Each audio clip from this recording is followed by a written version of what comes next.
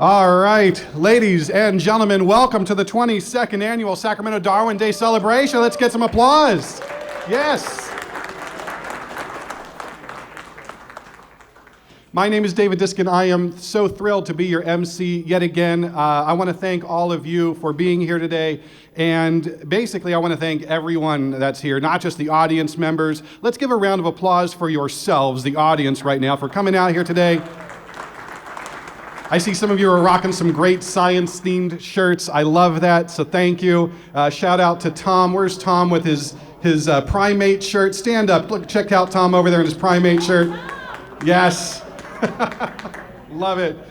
How many people, I just want to ask, maybe get a show of hands, how many people is this your first time at Sacramento Darwin Day? Raise them high. Yeah, round of applause for you guys.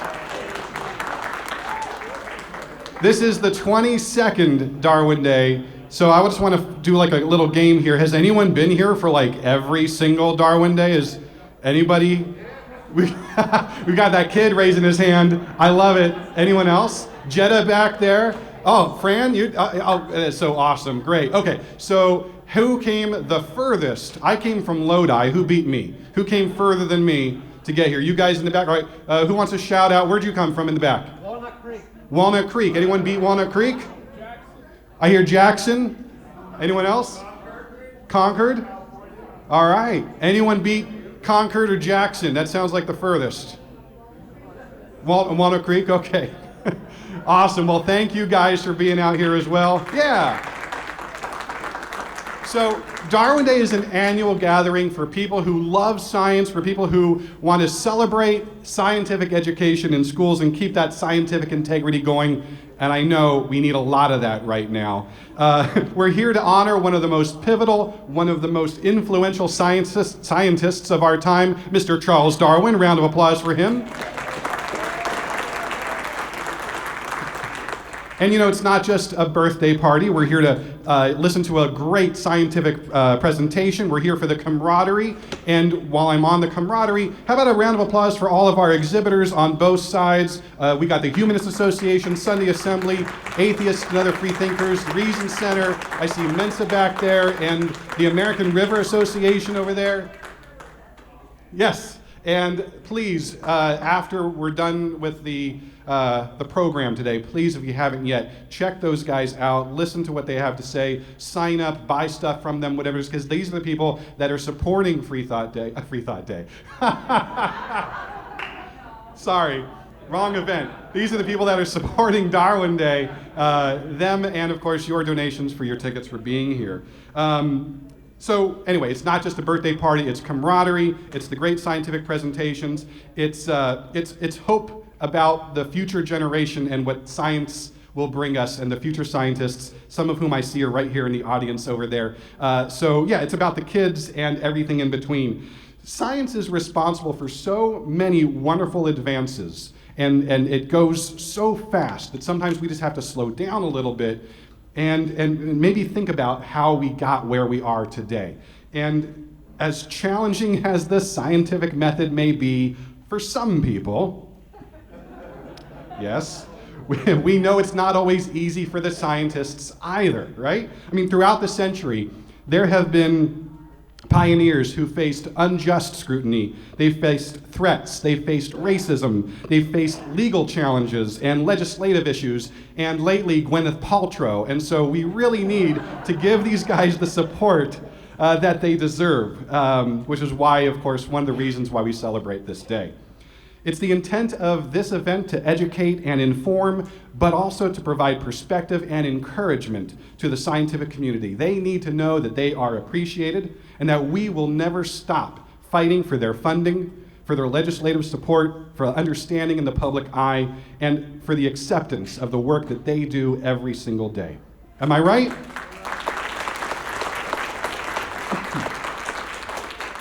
So on the count of 1, 2, 3, I want you guys to say "for science" with me. Are you ready? 1, 2, 3, for science. Yes, that's excellent. Now, this is a birthday party, and we will get to that. We've got some celebrating to do. We also have our honored lecturer, Dr. Richard Grosberg, PhD. somewhere around there he is right in front of me. We've got live entertainment coming up. We've got some wisdom from the co-founders of this event. And we've got something else I'm looking forward to, a presentation about Sacramento's new Powerhouse Science Center. That's going to come up in just a second. But first, let's get this party started with Marie Bain.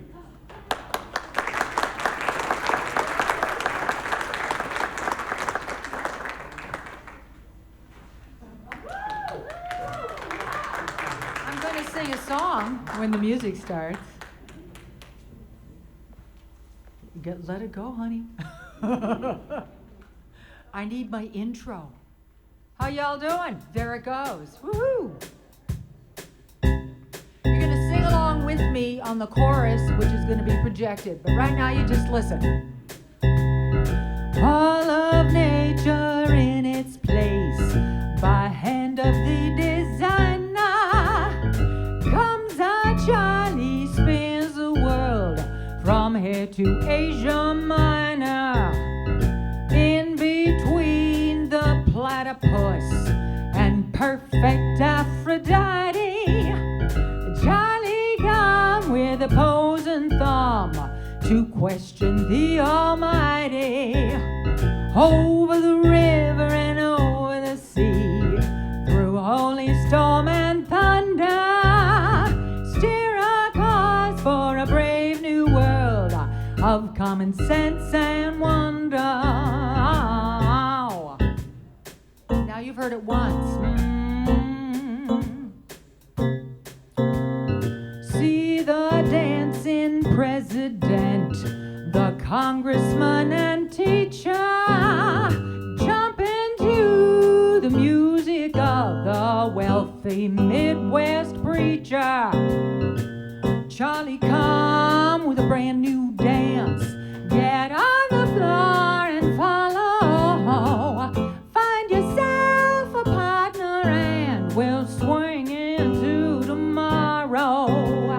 Over the river and over the sea, through holy storm and thunder, steer a course for a brave new world of common sense and wonder. Once again, over the river, over the sea, through holy storm and thunder, steer a course for a brave new world of common sense and wonder.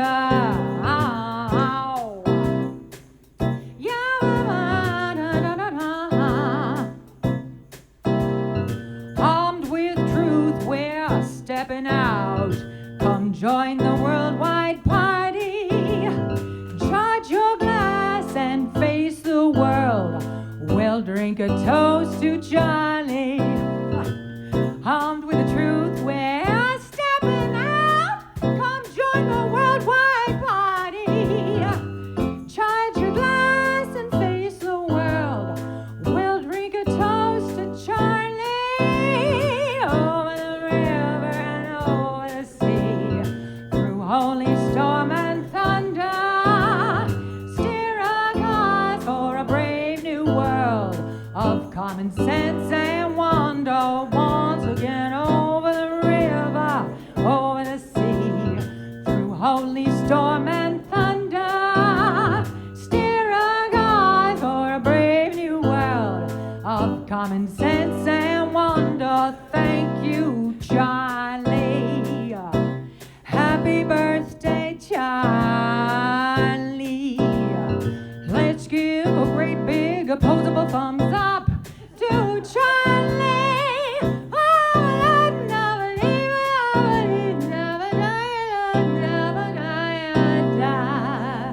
Happy birthday, Charlie Darwin. There you go.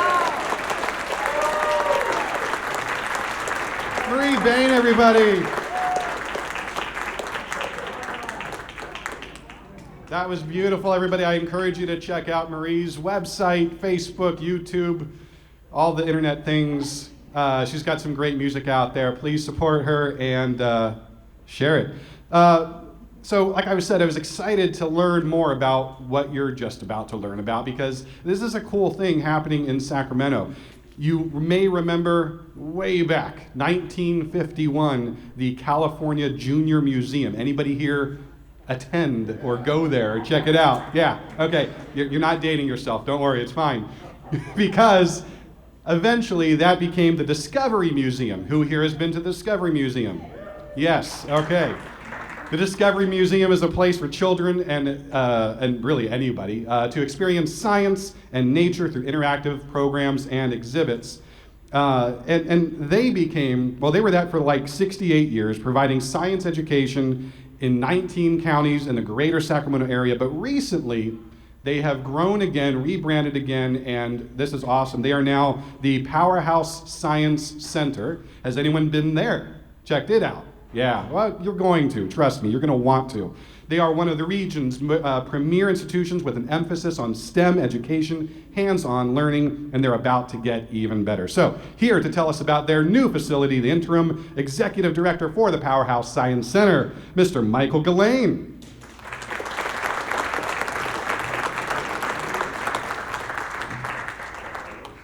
Thank you, David, and it's great to see everyone here, and thanks for inviting us here today. I'll take a few minutes to talk about the Powerhouse, where we are, and where we're going. So let's go talk about the future. I'll hit the button slowly. Just quickly here, we're a not-for-profit, as many of you know.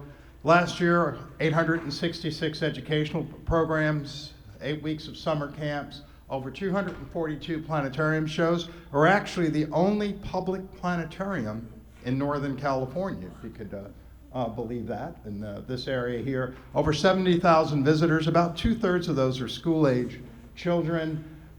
But we also do outreach programs too, because we can't always get the people from the schools out to the Science Center. So you can see we have a lot going on. Anybody familiar with our Challenger Learning Center out there? To make a long story short, as for the families of the astronauts who perished in the 80s in the Challenger disaster, the way they wanted to preserve that legacy was to form these Challenger Learning Centers, where we actually have a mock-up of mission control, as well as the International Space Station, where they run experiments remotely. It's a great team-building exercise, as they also learn a lot.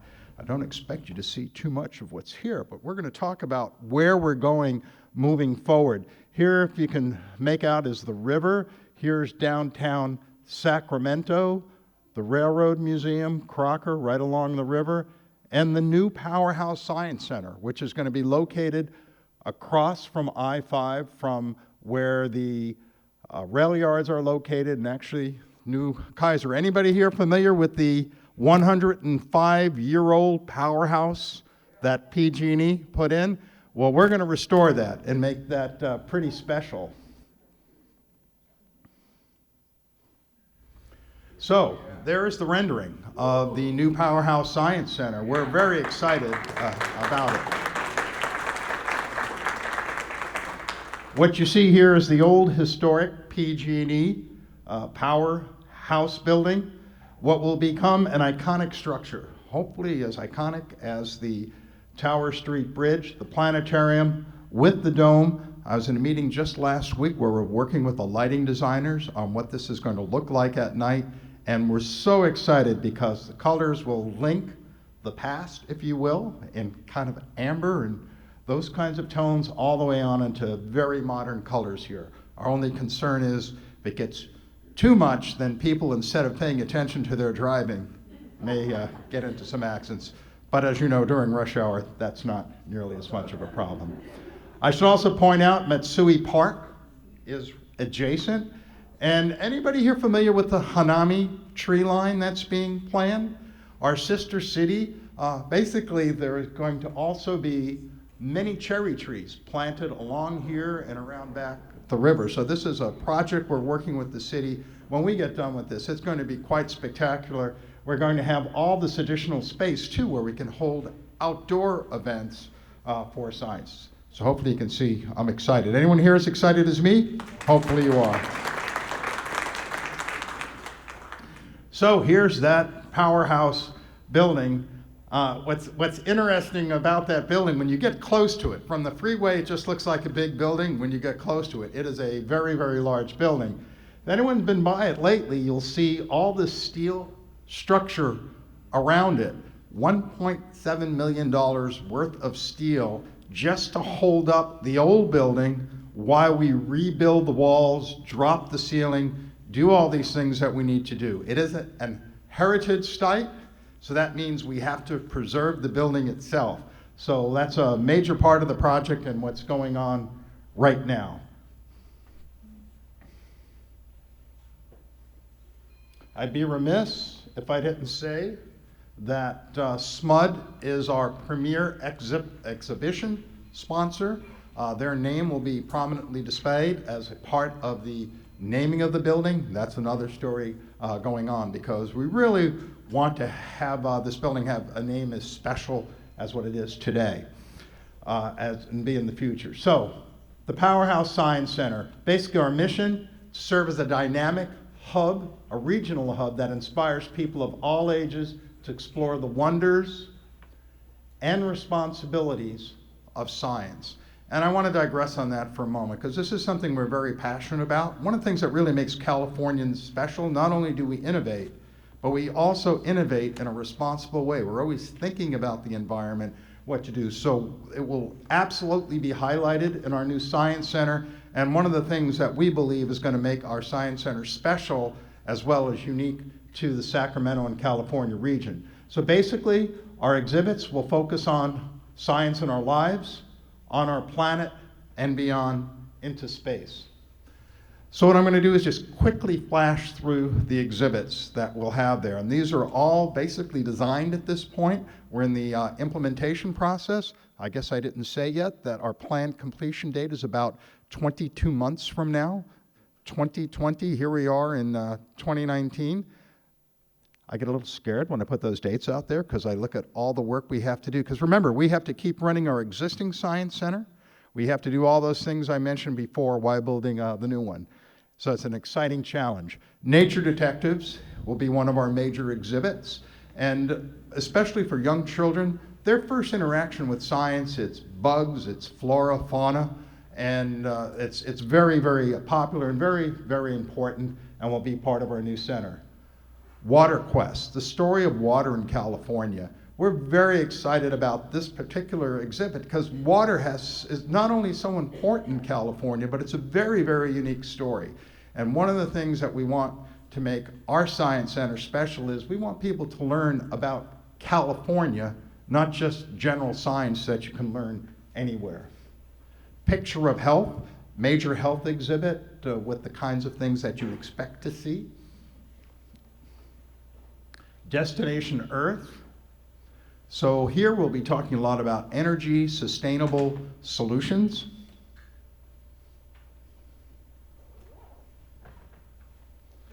Destination Space.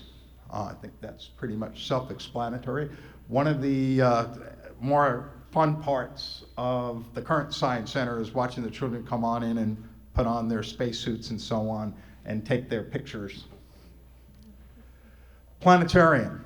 So I know these pictures don't do it justice. We will have a state-of-the-art digital planetarium and located our new facility. And you saw before that iconic dome. I'll share a quick funny story. When we were designing the building, the original plan was to take that planetarium and actually put it inside the historic structure, not make it separate. And the mayor said, "You can't hide that dome, it needs to be visible." So we redid the design of it, and we said, of course, what were we thinking? That will definitely be an iconic structure. We want people to know when they drive by this from I-5 that it is a science center, not just some office building that happens to have science in it. The other thing, when I say state-of-the-art digital planetarium, these days it isn't just that big ball thing that people are used to seeing. There are digital projectors there, so we'll be able to show shows on the ocean, of course space, just about any subject matter you can imagine. So it will truly be a place for science. The other thing that we were talking about a little while ago, I'm talking to Pat, is it's a configurable seating arrangement in there. So 120 it will seat for planetarium shows, but it will seat 150 for lectures. If you want to get married under the stars, we can hold events in there. So it'll be a multi-purpose place. And one of the things I get passionate about is, if you were to hold an event on science, where would you hold it? Where would be the most logical place to do that today?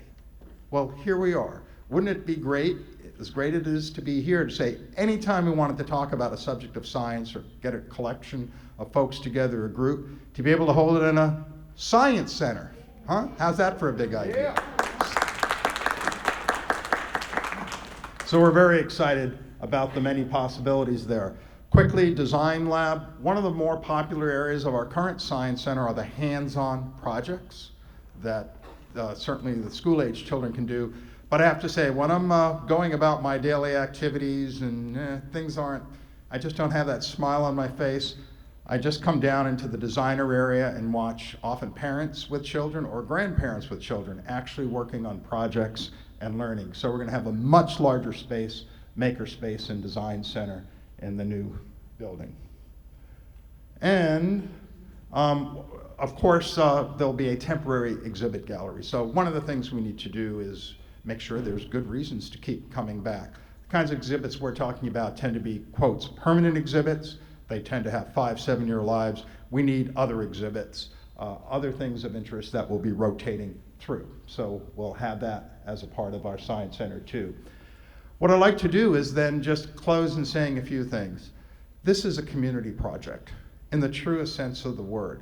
We've received tremendous support from the city, from the county, from the Sacramento Municipal Utility District, SMUD, who is our exclusive presenting sponsor. You can see others there, people like Aerojet, Rocketdyne, who've been supporting us for years, different authorities in the area. So the public part of it is critical. But as you can see, and I just mentioned Aerojet, Rocketdyne, we have over 70 companies who've become founding sponsors. And pretty quickly here, what we're going to be doing is moving out into the more public fundraising space. So the good news I like to tell everyone is we have raised all the money we need to build our new science center and get most of the exhibits started and in. What we'll be looking at here very shortly is starting a public campaign to finish the fundraising needed to complete the project and again make it very, very special. So that is our Powerhouse Science Center. Another view of it.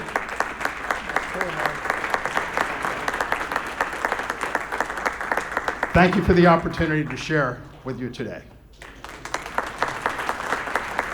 Michael, thank you so much. That looks pretty great, and I know that I'm excited to learn more. Let me ask you, are you going to stick around for the duration so people can come and find you and ask questions a little bit later? Please do. For anyone who wants to become a part of it, please come see me. And what's the website address? Yes, Powerhouse SC Science Center. Powerhouse SC as in sciencecenter.org. Awesome. Michael in the Powerhouse Science Center, everybody. Yeah, Michael, I have to say that's interesting. It's exciting. I love that it's going to be here in Sacramento. Yes, it'll be an hour's drive for me, but I know that I'm going to come and check it out when you guys open. And just to plant a seed here, maybe Minga, Pat, the rest of you, maybe next year from now, Darwin Day over there. Yeah? Oh, would you guys like to go there for Darwin Day? Yeah. So let's try this one more time again for science. 1, 2, 3. For science. Yes. All right. So Sacramento is an awesome place to be. Projects like this, they give me hope. I hope they do the same for you. In this city, it looks like we've got our priorities straight because of local leaders that are making stuff like this happen. Speaking of local leaders, I want to bring in the co-founder of Sacramento Darwin Day. Let's all give a warm welcome to Minga Futrell.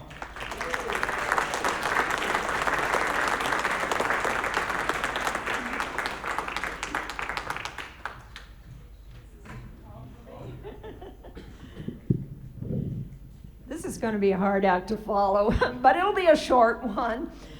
Thank you, David, and I'm glad to see you folks here. There's so many other things that we could be doing this afternoon, but we're here to learn some science, some new stuff, and enjoy some camaraderie, and also refreshments. I always have to mention the refreshments because the way Sacramento Darwin Day celebrates Darwin Day is by eating up Mr. Darwin's birthday cake. That's important. That's how we do that.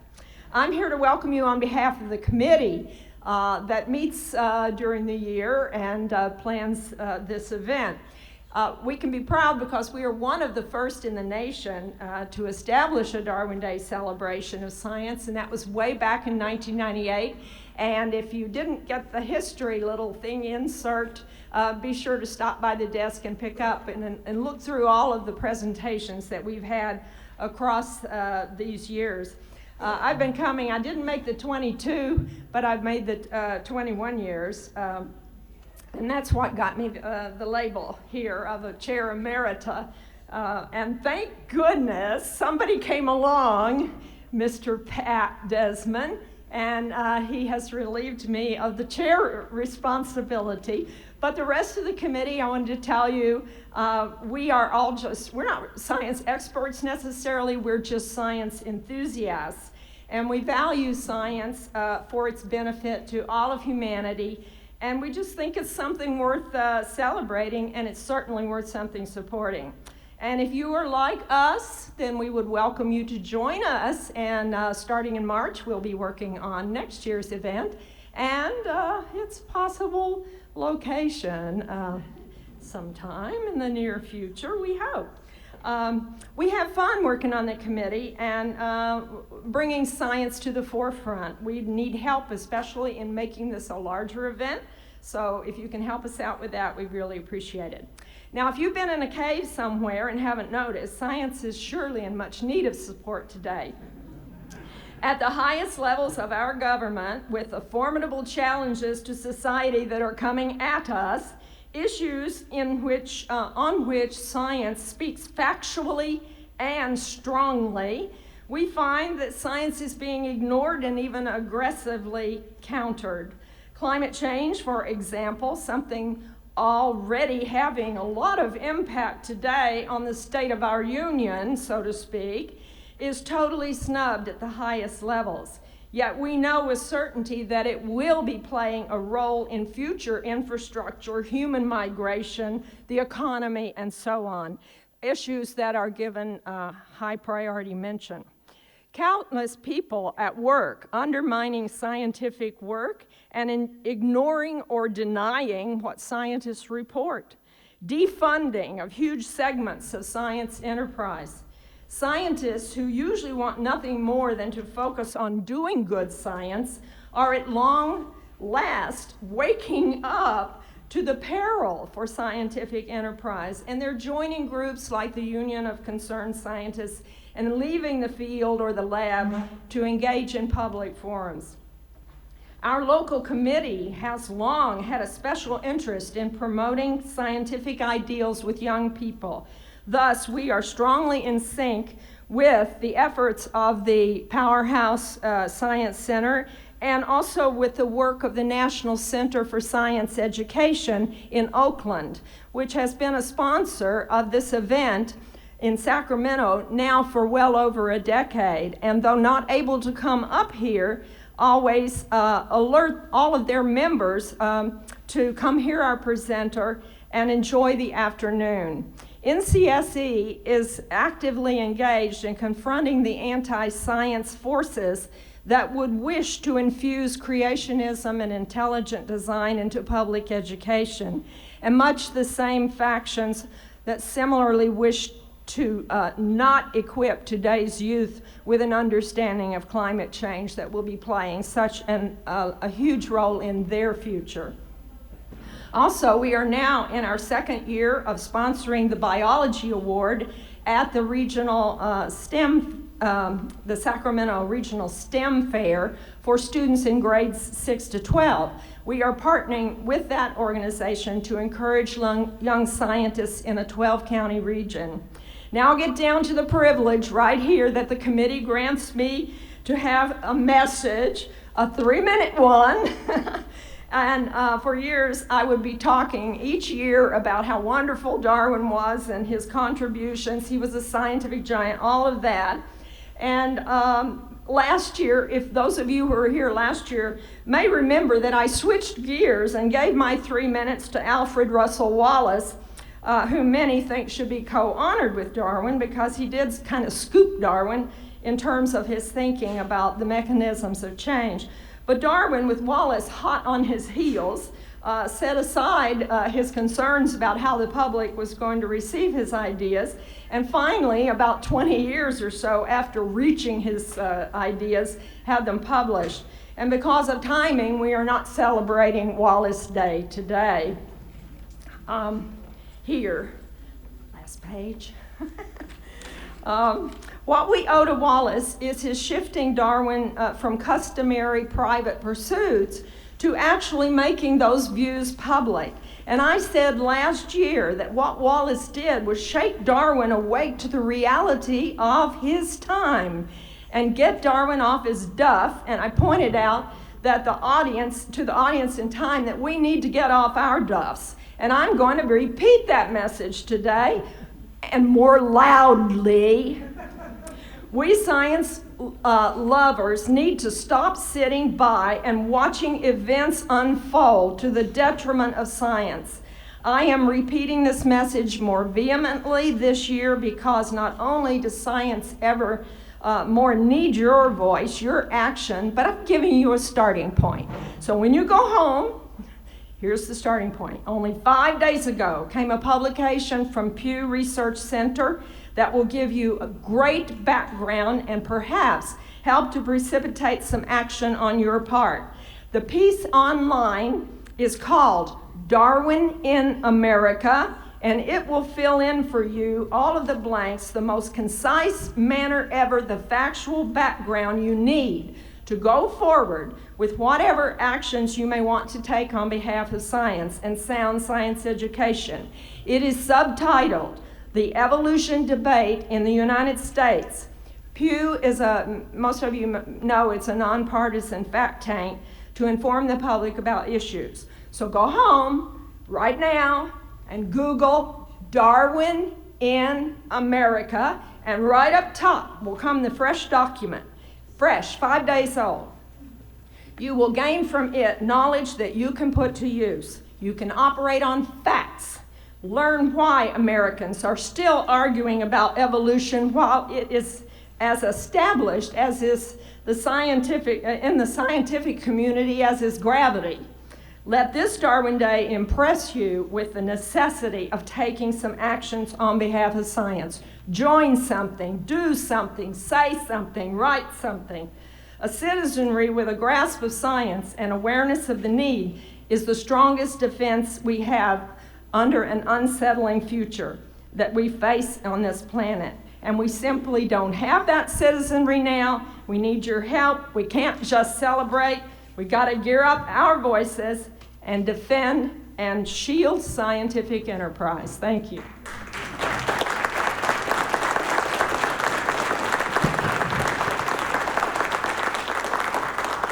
Minga, thank you so much. And just a bit of recognition to everybody that's on the committee. Raise your hand if you are part of the committee that helped put this event on, the Sacramento Darwin Day. Look around. Thank you all. Round of applause to everybody who's raising their hand. Minga, you hit the nail on the head. We've got measles in Washington. We've got climate change all around us. We've got evolution deniers in way too many places. We need science more than ever. What do we need? 1, 2, 3? Science! Yes, we do. All right. And on that note, it's time for our keynote speaker. I'm proud to present this year's keynote speaker, Dr. Richard Grosberg. His research follows major evolutionary transitions in the history of life, from DNA to genes, from unicellular organisms to multicellular organisms, from families to complex societies of multicellular organisms. He studied ants, he studied snails, he studied fungi, he studied flowering plants and primates. He did not stop there. He turned to the ocean. He studied the corals, anemones, sea squirts and sea stars, sea grasses, and his favorite love, sponges. Who doesn't love a sponge? Am I right? Now, over the last couple of years, his research has emphasized the impacts of climate change and human activities on the ecological and evolutionary dynamics and resilience of marine populations and ecosystems. Now, audience, I ask that you hold your questions. We're going to give about a 10-minute period at the end of his talk for all of your questions, in which I'll ask you to line up to the microphone that's to my left, to your right. So, until then, let's give a warm welcome to Dr. Rick Grosberg.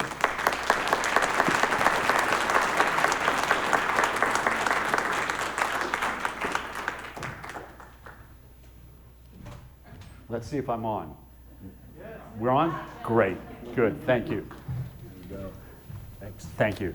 Well, first of all, thank you all very much for inviting me today. It's an honor to be here and to talk about my almost next favorite subject, Charles Darwin. Sponges and sea squirts are a little bit higher up.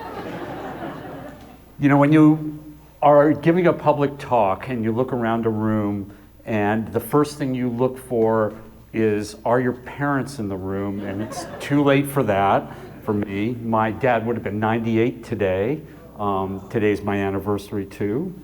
And then you look to see if there are any members of your family who are not your parents here, just to make sure the coast is clear.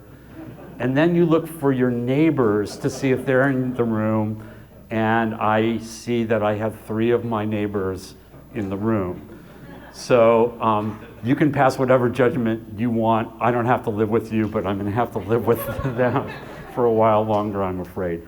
I also, before I get started, want to encourage you, if you have a kind of a point of clarity question in the middle of the talk, feel free to raise your hand, and I'll do my best to repeat the question to the rest of the audience. And if you have a sort of more rambling, you want to speak your piece and unburden your soul kind of question, we can do that at the end. I don't know why this got cut off, and this is going to... It's the zoom on the projector, right? Let me see if I can... It's annoying. Just adjust that zoom and see if you can. That's just the focus. Hang on. The zoom thing is... It's a physical. It used to be a physical. Yeah.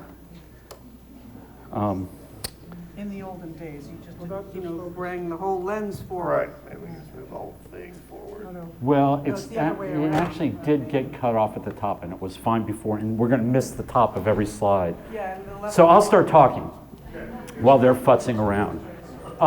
So the genesis of the talk that I'm about to give today comes from in 2009, as most of you know, it was the 200th anniversary of Darwin's birth and the 150th anniversary of the publication of On the Origin of Species by Means of Natural Selection.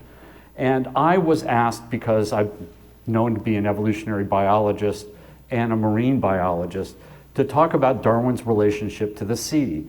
And to be honest with you, I knew very little about Darwin's relation to the sea, except we held one thing deeply in common, and that is we both got incredibly seasick. And that really was sort of what I knew, and I also thought that it wasn't, if you'll excuse the pun, a very deep subject, because Darwin, as I'll tell you, when he got back from the voyage of the Beagle, never ever got on a boat again. And I feel the same way about boats. So I thought, yeah, what's there to know? But I had a colleague, and I just discovered this today, one of my dearest old friends, who was your very first Darwin Day speaker, Dr. Eric Pengelly, Ted Pengelly, who was one of my closest friends, one of the freest and most innovative speakers and people I've ever met, the openest mind of anybody I've ever met, and someone who truly didn't give a damn what anybody else thought. He was there to speak the truth. And Ted, as an amateur historian, he was trained as a rodent physiologist, could not stop talking ever really about Darwin. And he inundated me with Darwin this, Darwin that, this is what the young Darwin did, this is, and Ted was also especially interested in the history of medicine and Darwin's time studying medicine, the year and a half he spent in Edinburgh.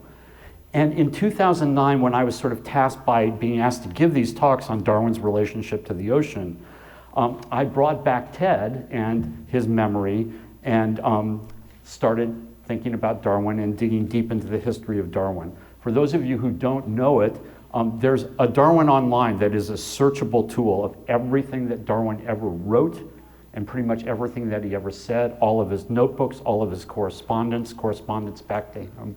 You can click on a word and it will open up thousands and thousands of new pages. You can piss away your whole life with Darwin Online. And I don't think I have done that for the last 10 years, but I've come pretty close. And many times on Sunday afternoons, that's how I spend my day. So Ted, your very first speaker, and I had no idea until I saw this list of speakers, was really the inspiration for this talk. So I normally don't dedicate a talk to anybody, but this talk is dedicated to Ted Pengelly.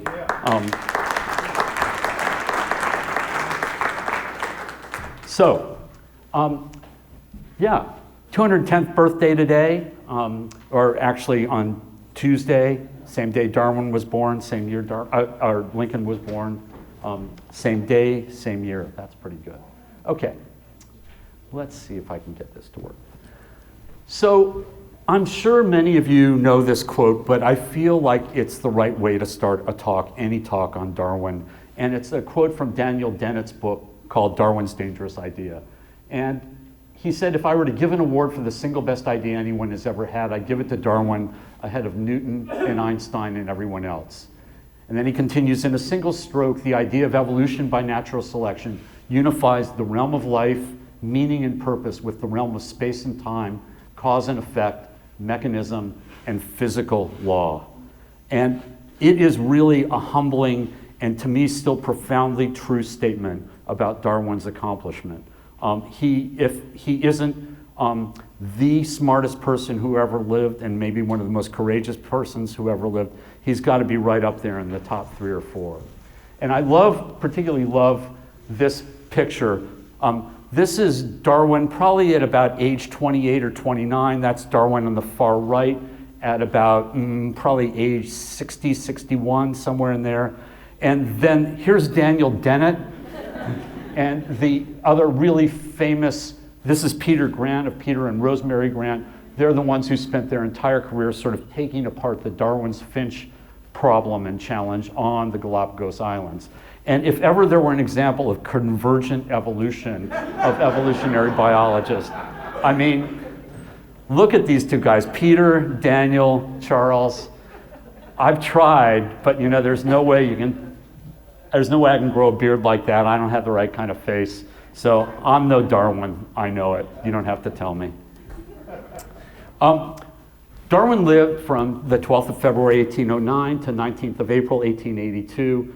This is him on the far left panel at age 7.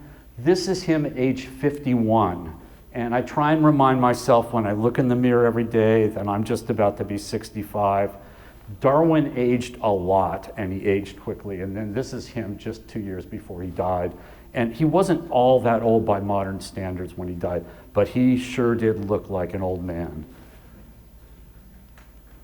And then I kind of like these other pictures of Darwin, just to give you a little bit more perspective, that he actually was not just this old guy in pictures, but he was a young and vital man for at least the first 40 years of his life before he became an armchair biologist.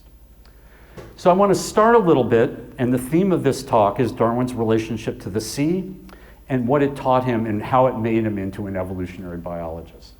This is him, as I said, already at age 7. He was the son of Susanna Wedgwood and Dr. Robert Waring Darwin. He was actually one of 5 children, but the most important sibs in his life were his sister Carolyn and his brother Erasmus, who was just a few years ahead of him in medical school at Edinburgh. And the Wedgwood-Darwin marriage was, as you'll see, a repeated theme in the Darwin-Wedgwood family. It came as, and I'll show you a little bit more about the genealogy of the family in just a second. It was both a marriage of blood and wealth and a marriage of deep love. By all accounts, Susanna and Robert Waring Darwin were deeply in love. They were not particularly wealthy at that time. The daughters of the Wedgwood China porcelain family did not inherit much of the wealth of the family. They inherited a lot of the status of the family. But Robert Waring Darwin, who was a physician and Darwin's father, made pretty good money as a physician, but it turned out he invested his money incredibly well, and he made most of his money in real estate. Darwin grew up in Shrewsbury in Shropshire, and he grew up in a house, I guess there are places in Sacramento where you name your house the something or other. But they named their house, and I don't know what the requirement was for size and property acreage to allow yourself to call a house something like the Mount. But he grew up in a very prosperous family, and the Mount, it's a little bit hard to see. The Mount is just here, just beyond the bend in the river. It's actually just become a National Heritage Site in England, and it's actually a pretty cool place to go, almost as cool as going to Down House, which I'll tell you about in just a second. Can we do this? There we go. So, these pictures are pictures of the young Darwin, and I don't have time to talk about his early childhood, and there are dozens of books written on the subject, and it does get tedious after a while. But to me, the long and short of it is, the misconception about Darwin as a young man was that he was a studious good boy, or he was a really kind of bad boy. And the truth of the matter was, Darwin was actually, as far as I can tell, born to be a scientist. We know from the logs of the fire brigades in Shrewsbury that many trips were made to put out fires in the barns at the Darwin house. And Darwin and his brother Erasmus, there's no early 19th century photo of them in the barn starting the fire with their chemistry sets. So the best I could do was something that dates back to my childhood and my chemistry set. And I just want to say that the fire department was called once to our house because of a problem that I did in my bedroom with my chemistry set. And really, by all accounts, Darwin was an experimenter and an observer and a perturber of systems to find out how they responded from his very earliest childhood.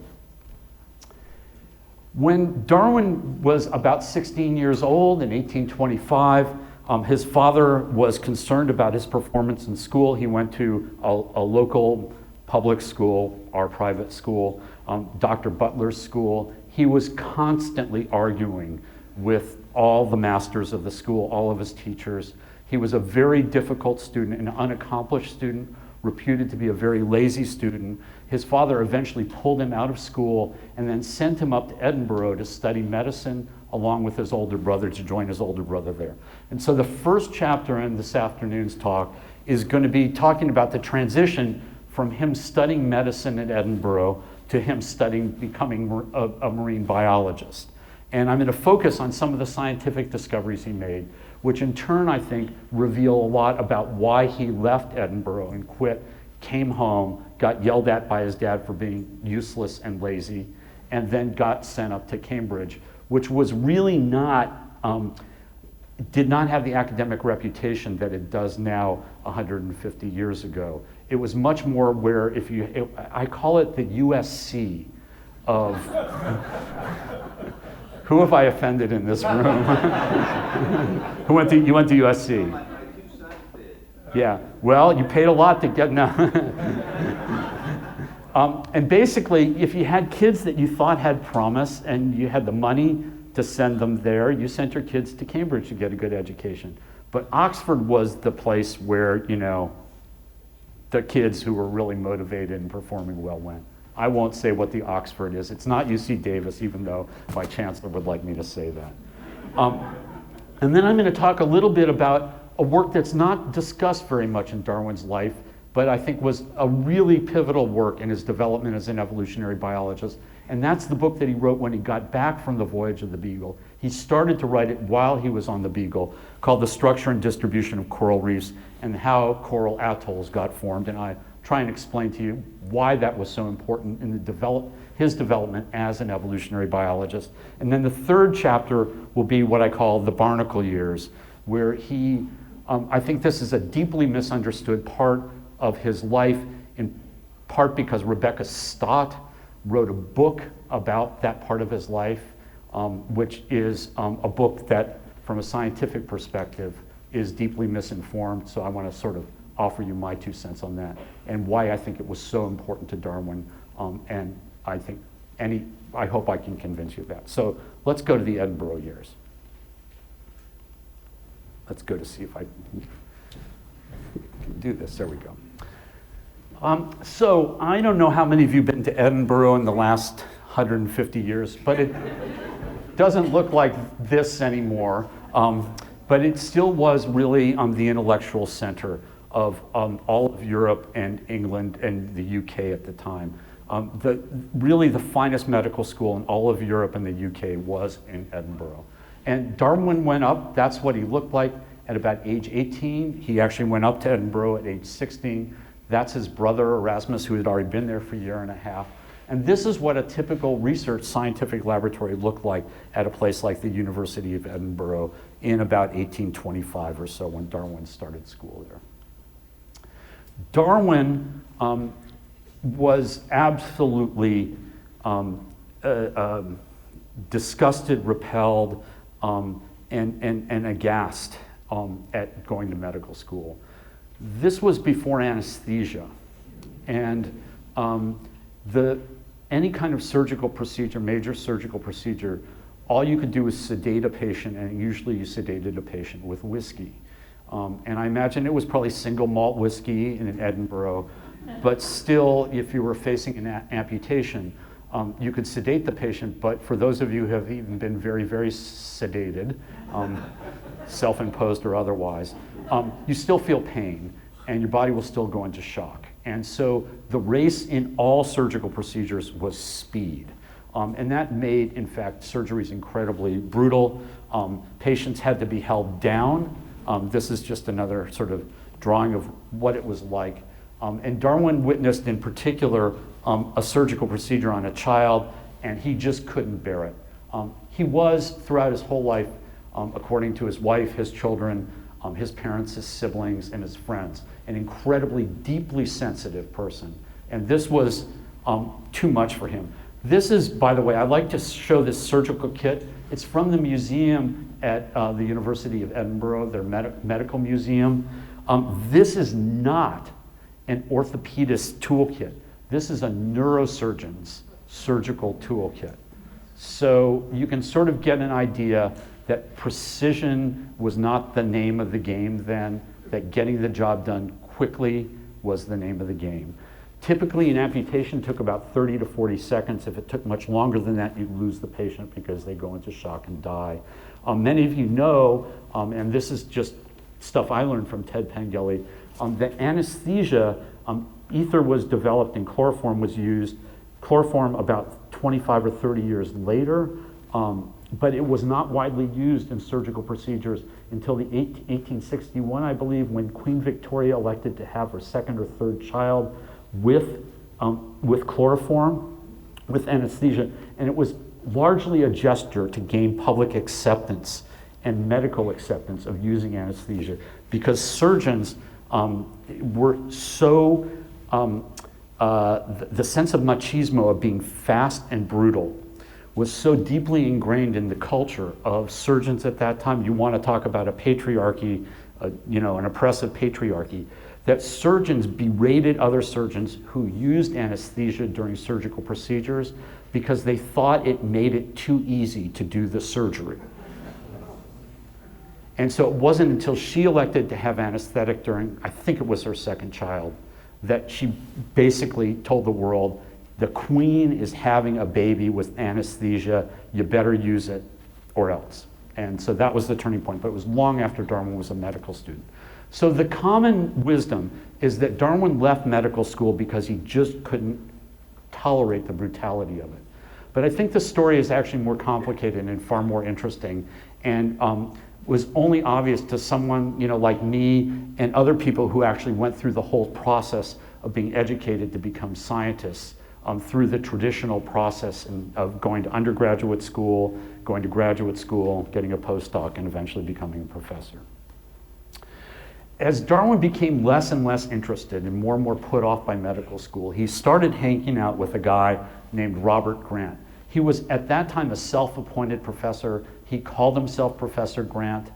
He allowed people to call him Professor Grant, although he did not have an academic appointment. One day, Darwin recalls in much later from his autobiography 50 years later, Grant and he used to take walks along the Firth of Forth together at low tides and look at marine animals. And one day he recalls that Grant walked in and he burst forth in high admiration of Lamarck and his views on evolution. And Darwin listened in silent astonishment because, as he said, I'd previously read the Zoonomia of his grandfather, Erasmus Darwin, in which similar views are maintained. And then he says, in retrospect, it's probable that the hearing rather early in life of such views, maintained and praised, may have favored my upholding them under a different form. So his grandfather, Erasmus Darwin, have any of you read his Zoonomia? It is a rant, a poetic rant of 800 pages, tedious poetic rant about evolution. But he was a Lamarckian, and he didn't understand really the mechanism that drove adaptive evolutionary change. It really wasn't until Darwin and Wallace dug into the problem that that revelation came true. But the idea of transformation, that life had changed since it first appeared on the planet, some species had evolved de novo, others had gone extinct, that was an idea that was traceable to scientists 50 years before, and that Darwin's grandfather celebrated in this. You should just Google Zoonomia, read a few stanzas of what poetry must have been like, and know why you would never have become an evolutionary biologist for having read it.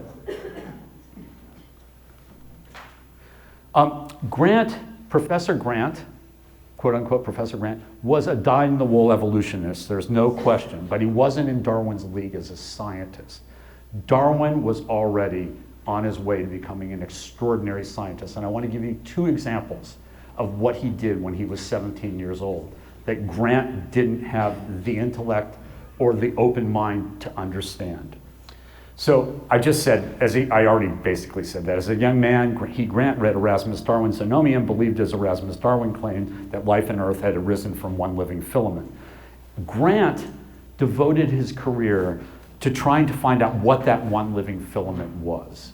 And the idea, like other transmutationists of the time, he was confident that the organism gave rise to other forms, that gave rise to all the other forms of life on Earth, had originated in the sea.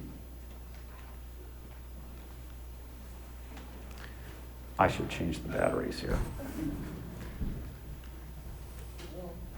Okay, so this is a little bit of science aside here. Grant was absorbed, this is from a really actually nice biography of the young Charles Darwin by Keith Thompson, written in 2009.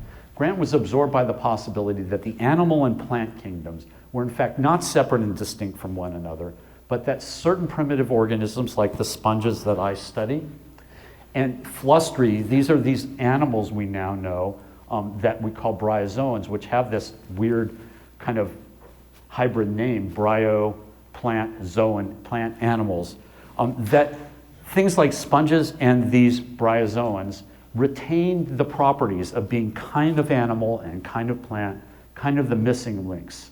And so Grant set about devoting his research to discovering and identifying the properties of these missing links, because he felt that by understanding them, then he would understand how plants diversified and how animals diversified, and how microbes diversified.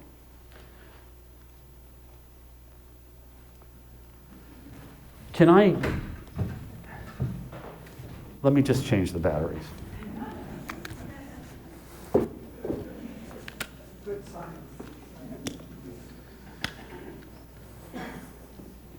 Give me 1 second.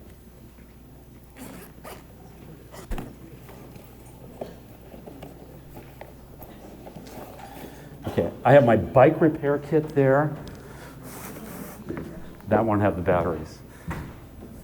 Let's see if I have my other toolkit here. Did anyone see where I put my other little bag of tricks? No? Okay, well then, we're kind of stuck doing this. I don't know, it might be in there. Yeah, I have my, hang on a second. It's in a, oh, here it is. Never mind, I've got it. Cool, good. Yeah, I got it.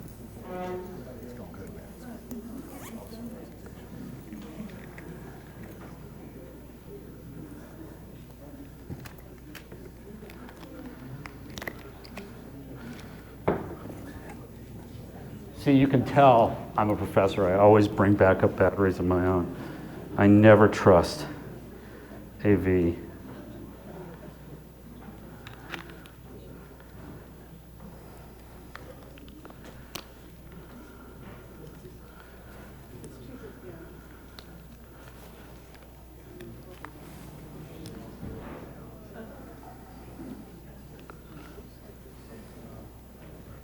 Okay, let's see if this works a little better. Okay.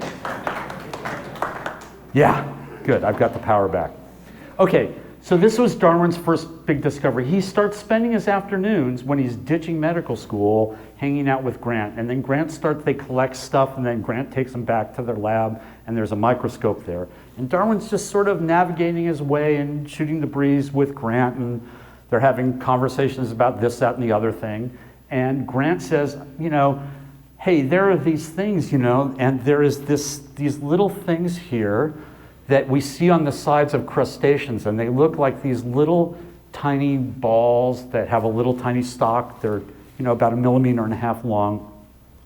And Grant was convinced that these were kind of plant animal things. And in fact, he was absolutely convinced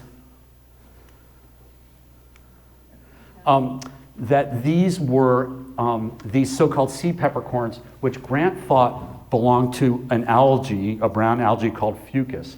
He thought that that's what they were. But as it turned out, as Darwin wrote, I showed that the little globular bodies that sometimes were called sea peppercorns, which had been supposed to be the young state of the seaweed, that up there, Fucus loreus, were actually the egg cases of a worm-like marine leech, Ponabdella muricata.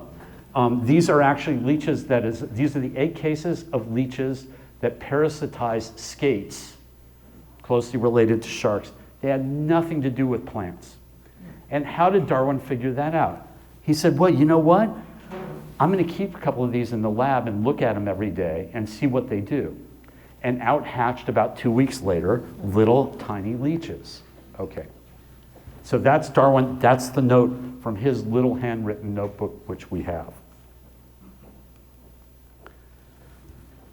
Okay, about 2 weeks later, this appears in the local scientific journal published by Grant.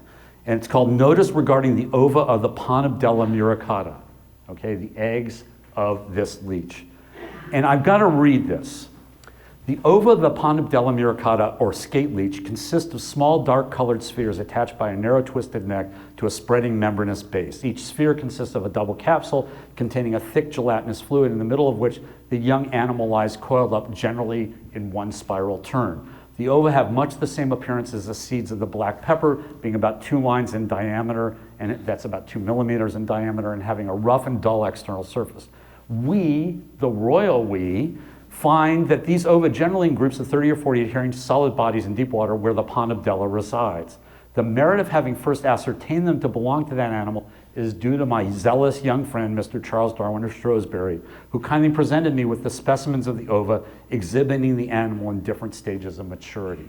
Okay? So he kind of gives credit to Darwin, but Darwin didn't know that he'd published this. Someone told him about it. Okay.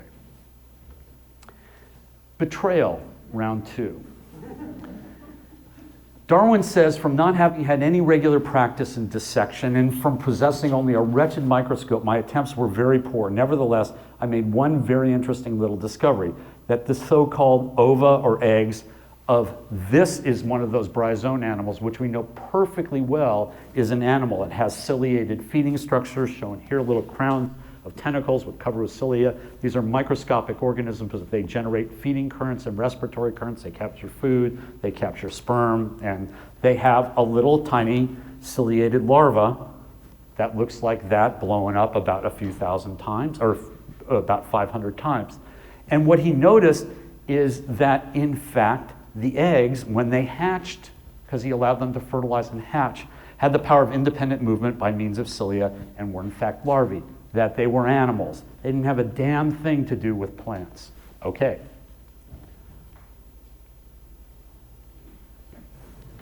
That didn't help, did it? Okay.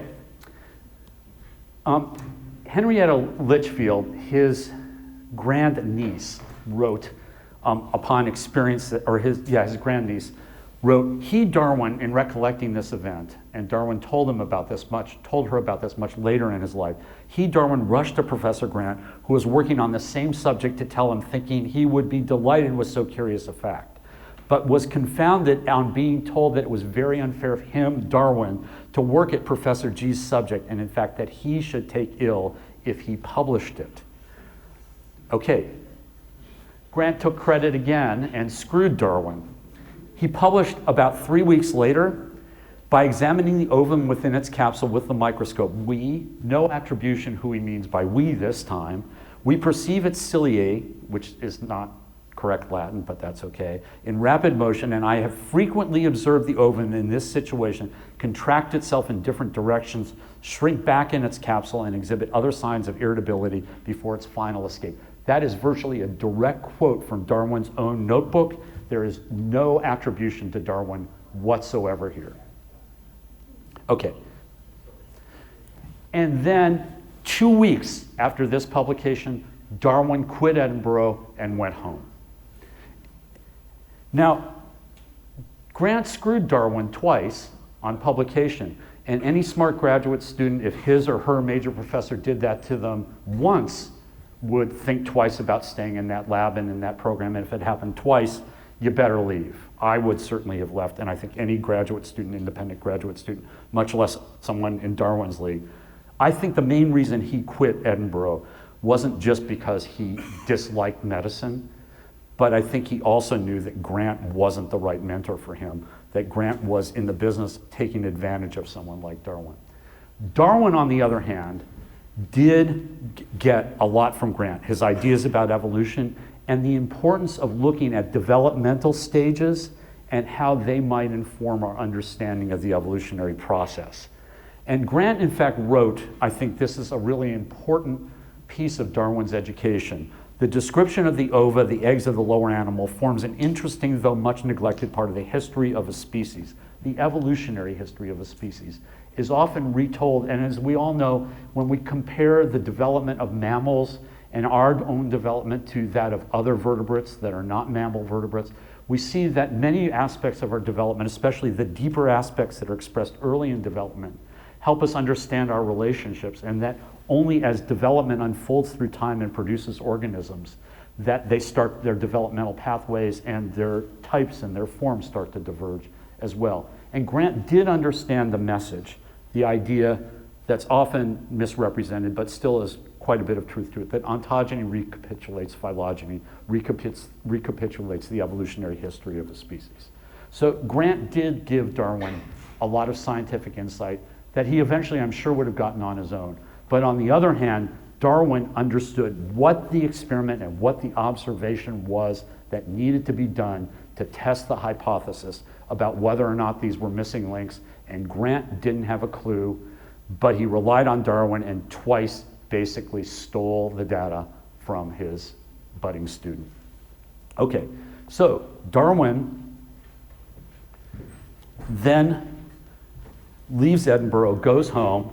His dad's supportive comments to the young Charles Darwin are, you care for nothing but shooting dogs and rat catching, and you will be a disgrace to yourself and all your family. That's what Robert Waring Darwin said to his 17-year-old son when he came back from Edinburgh. He said, we're going to fix this. We're going to send you off to Cambridge, and they're going to make a proper young man out of you. You are going to study to become a minister, and not a minister of, who actually was a preacher, but a minister who was the minister for a county and the main landowner and sort of, the mayor of the place. So off he went to Cambridge. By all accounts, he went to Christ College from 1828 to 1831. He was a lousy student by his own admission. He spent way too much time drinking in pubs than studying, but he had a few remarkable professors, the most important of whom was John Henslow, a great, great botanist, a great teacher by all accounts, and someone who is referred to as the man who walked with Darwin. And they had an incredible fondness for each other. no question but what Henslow did get Darwin and understood what a genius he had walking around the woods with him, surveying the plants and animals around Cambridge. But still, when Darwin barely passed and got through Cambridge University, he was looking for something to do. He told his father, he wrote his father, I want to go to the tropics, I want to have a really cool trip, have a few years off before I go off to be a minister, and I just want to kind of have fun and work on my tan. No, I'm sure he didn't say that. But I think that's sort of what he had in mind, but he also wanted to explore and do some natural history, but there was no, and his dad didn't know what to do and whether to give him a little more money. You know this, right, parents? You give him a little more money. Is he really smart? Is he kind of, does he need to find himself or whatever? So Henslow brokered a really interesting arrangement. And that was for Darwin to go on the Beagle. And this is a very complicated negotiation. Books have been written just about that small 6-month chapter of Darwin's life. But the long and short of it is Darwin went on the Beagle basically because he had nothing better to do, and his father thought, although he initially disapproved, ultimately conceded that it was probably the best thing to keep him out of trouble. He did not go to be the ship's naturalist. He went to be a companion to Fitzroy, who was the captain of the ship.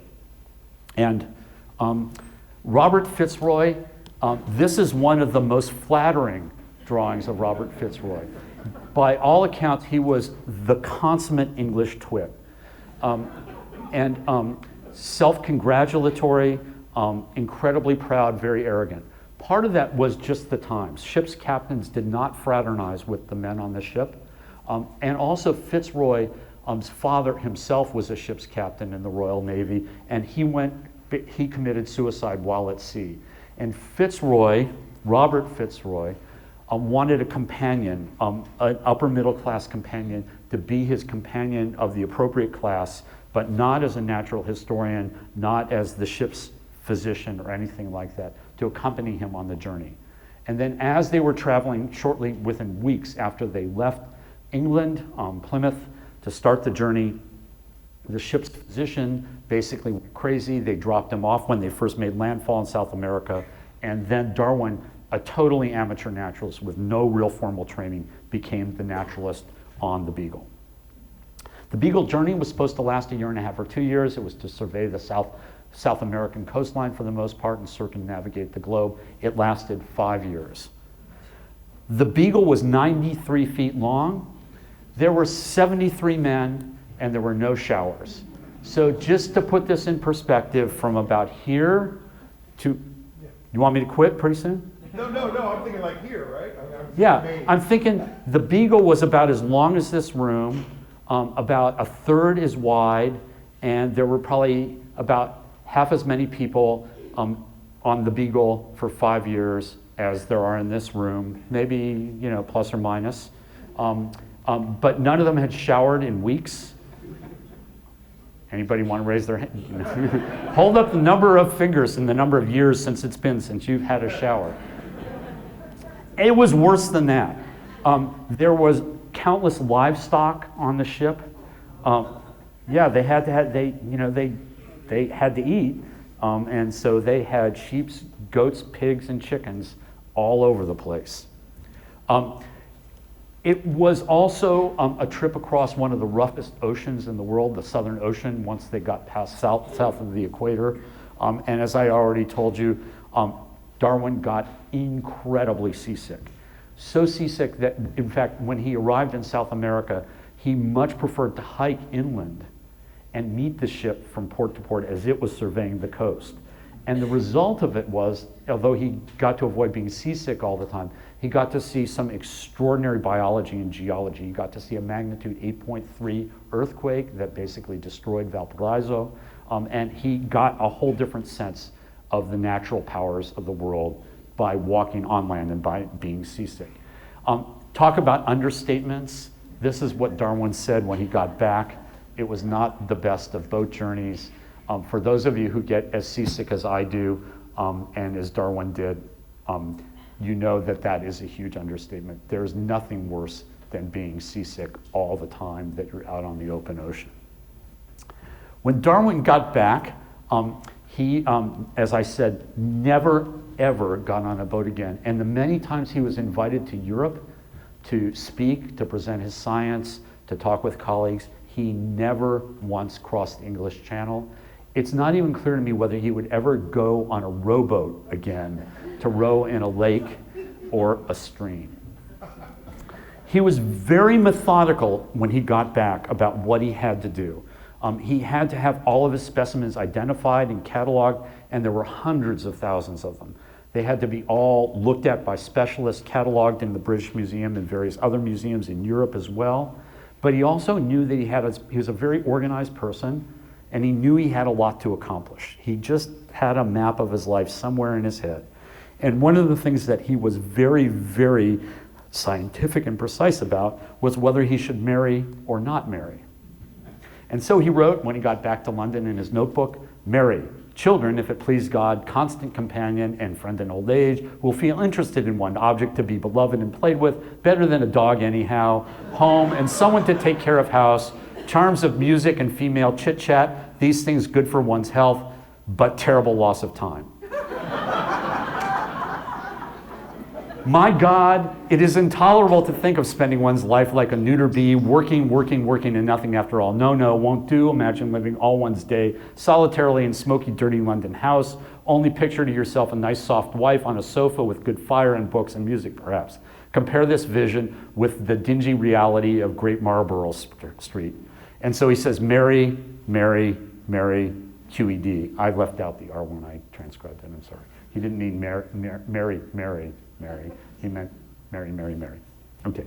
But then he made a list of not marry. Freedom to go where one liked, choice of society and little of it, conversations of clever men at clubs, not forced to visit relatives and to bend in every trifle, to have the expense and anxiety of children, perhaps quarreling, loss of time, cannot read in the evenings, fatness and idleness, anxiety and responsibility, less money for books, etc. If many children forced to gain one's bread, but then it is very bad for one's health to work too much.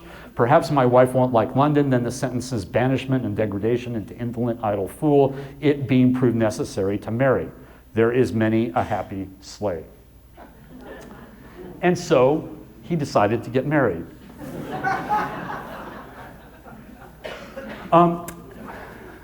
Sorry about that.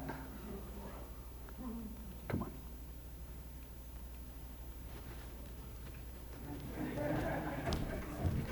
There we go. Okay, so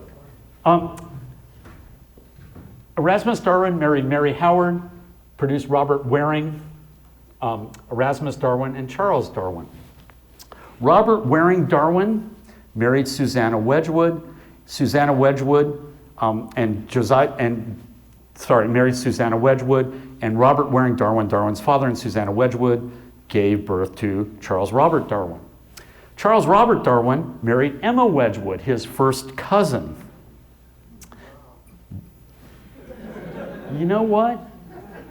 Before you pass judgment here, Darwin's sister Carolyn married her first cousin, Josiah Wedgwood, Emma Wedgwood's brother. So there were two first cousin marriages in that family. And Darwin did wonder whether some of the tragedy that befell his children was because he married his first cousin. But for those of you who categorically think this is a bad idea, Albert Einstein married his first cousin, Sergei Rachmaninoff married his first cousin, Thomas Malthus, the great demographer, married his first cousin, Igor Stravinsky did, H.G. Wells did, Edgar Allan Poe, and most of the Habsburgs. You all know what happened to the Habsburgs. So it clearly wasn't a good idea for them. But for the rest of them, you don't really know. And 3 of Darwin's children themselves became fellows of the Royal Society. So they weren't all dummies and they weren't all sickly. When Darwin got back home, he never ever really set foot in the field again. He pretty much had it. And instead of becoming a marine biologist or a tropical forest biologist, he became an armchair biologist. He bought himself and his family a relatively small, modest home called Down House. It was in Kent, about 70 miles outside of London. And he lived there from 1842 to 1882. How many of you guys have been to Down House? It's just a freaking amazing experience, you know, because when you go in the house, it actually isn't a great, huge Georgian house. It's actually a fairly modest house. The rooms are small. I have a talk I give that's a tour through Down House and what people did. The dining room only held about 12 people, which actually wasn't all that many people, because when people came to visit you, they stayed with you. And so when his colleagues came up from London, he often had 4 or 5 colleagues, plus his own family of 10 children, plus his wife. And so there was a big crowd there all the time. Most of what he did at Down House was hang out with his friends. There's a picture of Darwin, and he's there with Joseph Hooker and Charles Lyell, the great geologist, and the great botanist Joseph Hooker. He also spent a lot of time when all of his colleagues would come to train the troops. Darwin hated public controversy, completely despised it. He hated giving public talks. It made him extraordinarily nervous, and he rarely, if ever, did.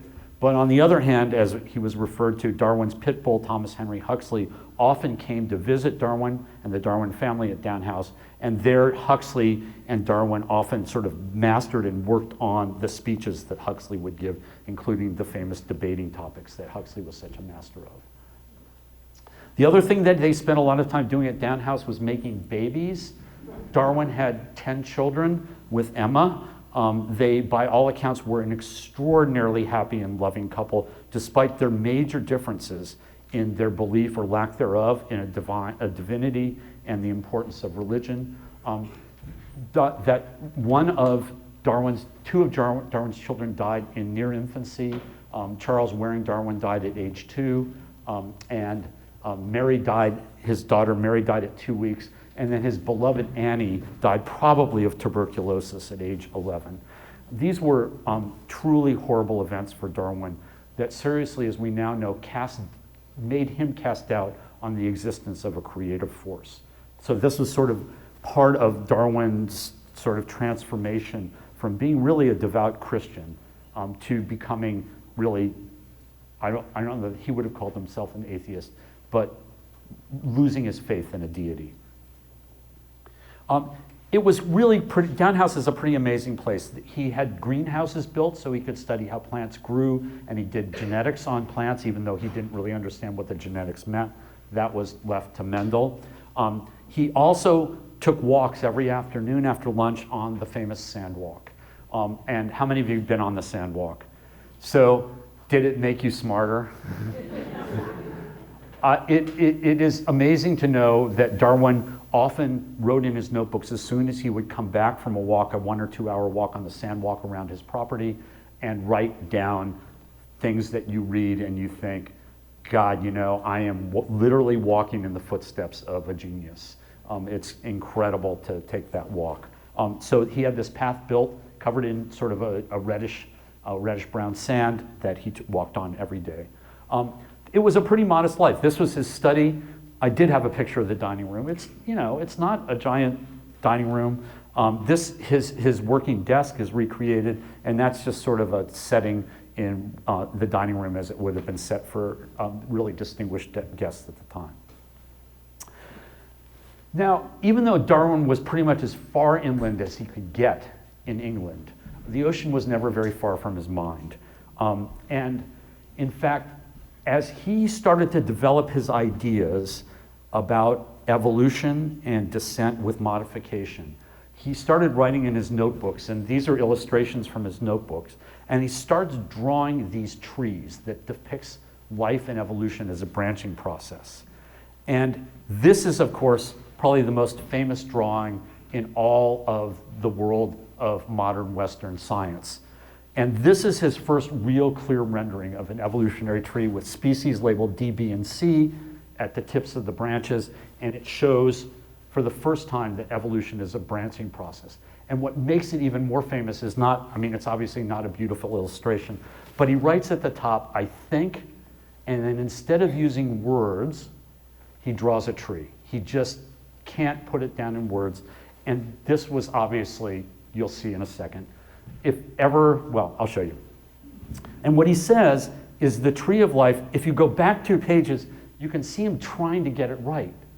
And so he draws this thing that's really kind of coral, and he says the tree of life should perhaps be called the coral of life, base of branches dead, so that passages cannot be seen. Okay? And that actually isn't the case with a tree, and he knew the metaphor of a tree had a flaw, and that is that the deepest branches of a tree, the roots and stems of a tree, are actually still alive. But with a growing coral, the base of the coral actually dies and new coral tissue accretes on the top. But anyway, we still call it a tree. And if ever there were something that would prove that you're an evolutionary biologist, those of us who are real evolutionary biologists wear it proudly. I'm not going to show you whether I have one or not, or where it is, if I do have one. You can ask my wife. Okay. After Darwin got back, he started taking notes that had a lot to do with depicting the structure of the branching process and trying to imagine how it might have happened process-wise. But he kind of got stuck. And one of the places that he got stuck was trying to understand, first of all, the mechanisms that produced the branches, and the second question, which I won't go into, but if you invite me back 10 years from now at the Powerhouse, I'd be happy to talk about. The other big problem was design in nature. Why do organisms look to be well adapted or well designed to the functions that they have to perform? So he was struggling with that question. And at the same time, he knew that scientists wanted evidence in the here and now that some process had happened. And the problem was, and he knew this with evolution, is most of what produced the patterns that you could see in the here and now was stuff that happened in the distant past and perhaps happened so slowly that humans couldn't directly observe it in their lifetimes or in an experimental lab or whatever. And so he was really concerned about how he could prove that evolution had occurred. And he turned to this question and explored this question, I'm arguing here for the next 5 minutes or so, by asking how coral atolls formed. And he proposed the hypothesis that volcanoes had formed under the ocean, arisen, been eroded by the sea surface just below the surface of the sea, and that coral atolls in the characteristic form of a ring of coral surrounding a central lagoon was a reflection of a sunken or partially eroded volcano that had then been grown, the rims of which had been grown on by corals. And there's this is his exploration of a process that I call retrodiction. And it's a really interesting word, and I'll define it for you in just a second. I'm sorry that I sequenced this wrong. I should also say at the same time, he had been reading Lyell's great book, Principles of Geology, the 3-volume set. Lyell and he were very close scientific friends and colleagues and collaborators. Lyell was a geologist, as you know, responsible for what's called the principle of uniformitarianism, and captured in just a short phrase, the past is the key to the present, or the present is the key to the past, depending upon how you want to phrase it.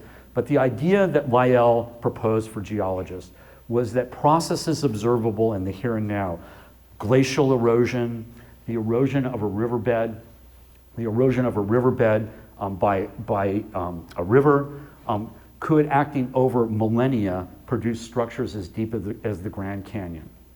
That it was, or Yosemite Valley. It wasn't necessary to impose a cataclysm that no human had ever observed to explain those features, that you could predict from processes acting over long periods of time the formation of these major geological structures. Lyell did not become an evolutionist until 40 years later. It took a lot of convincing by Darwin. Retrodiction is the hypothesis that some event happened in the past as opposed to the prediction that an event will happen in the future. And again, I'm sorry for that typo. A successful retrodiction could confirm a theory as much as a successful prediction. And the problem was, how do you apply that to the history of life? And Darwin knew he had to have that argument solid in his head before he could take it from a geological structure like a coral atoll to the history of life on this planet. So that's what he worked on. This is a great book that he published in 1842, and I just try and remind my students in 1842 that he was 33 years old when he wrote this book, called The Structure and Distribution of Coral Reefs. And as all of you know, a coral is an organism that's really a composite organism. It has an animal part that's related to sea anemones, that's a cnidarian, and it has a plant part that are photosynthetic algae. And that the animal part can't actually build a coral and build the structure, the calcium carbonate structure of a coral without the animal part. So that the whole organism has to actually be in the light in order to grow a coral or a coral reef.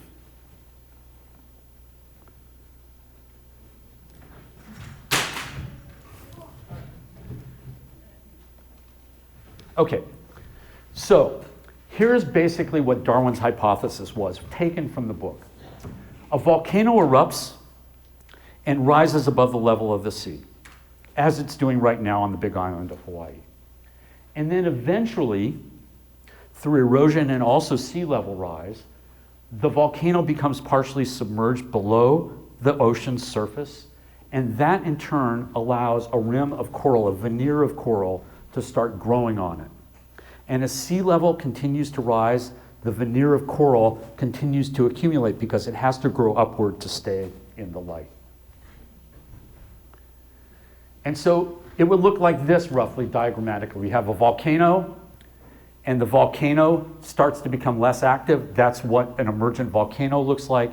And then eventually through time, as the volcano starts to subside and erode, you get what's called a fringing reef growing around the volcano, shown right there in this panel.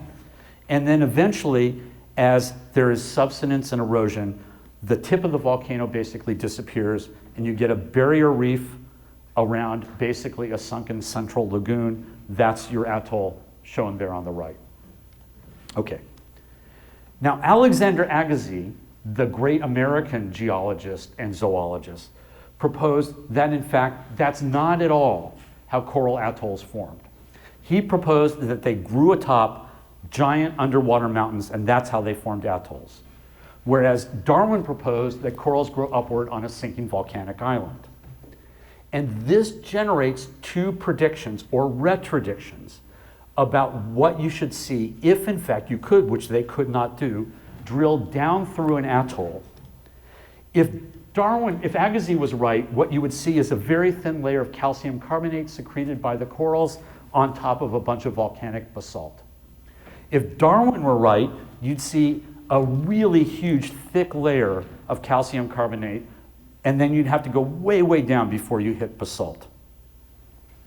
And Darwin knew that there were two different retrodictions to be made, but he had no capacity. Nobody had any capacity to drill down through an atoll and test the hypothesis. So he and Agassiz fought about this throughout their whole careers. So that's the Agassiz model on the upper left. That's the Darwin model on the upper right. It wasn't until 1953 when Americans wanted to blow up a hydrogen bomb on Eniwetok Atoll, where my dad served in World War II, that we had the answer. And the answer is that drilling on Eniwetok Atoll, this is like one of those great understatements in a scientific paper. Drilling on Eniwetok Atoll, so they sent these, they had the capacity, geologists had the capacity to dig down deep and drill down deep. They drilled down because they wanted to see what they were going to blow up when they exploded the hydrogen bomb there. Drilling on Eniwetok Atoll revealed the presence of olivine basalt, that's volcanic basalt, beneath shallow water limestone of Eocene age at a depth of 4,154 feet.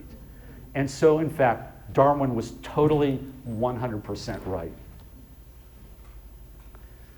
Man, this is frustrating. Move the microphone stand.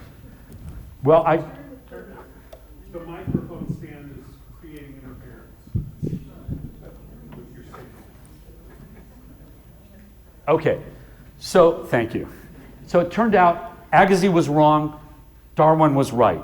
There was a huge thick veneer, Darwin's mechanism, and this was, even though Darwin never knew the answer, formulating the prediction of what things should look like, what the geological and the coral formation should look like if something had happened in the distant past.